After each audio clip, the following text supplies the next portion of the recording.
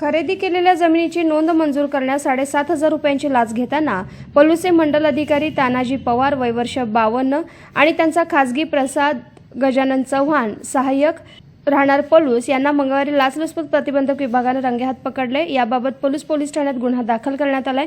दोघांनाही अटक करण्यात आली आहे। या प्रकरणातील तक्रारदाराच्या मित्रानं खरेदी केलेल्या जमिनीची पलूसच्या तलाठ्याने दप्तरी नोंद केली होती। ती मंजूर करण्यासाठी मंडल अधिकारी तानाजी पवार यांच्याकडे अर्ज करण्यात आला। यावेळी पवार यांचा मदतनीस म्हणून काम करणारे खासगी व्यक्ती प्रसाद चव्हाण यांना तक्रारदाराकडे 10,000 रुपयांच्या लाचेची मागणी केलेली।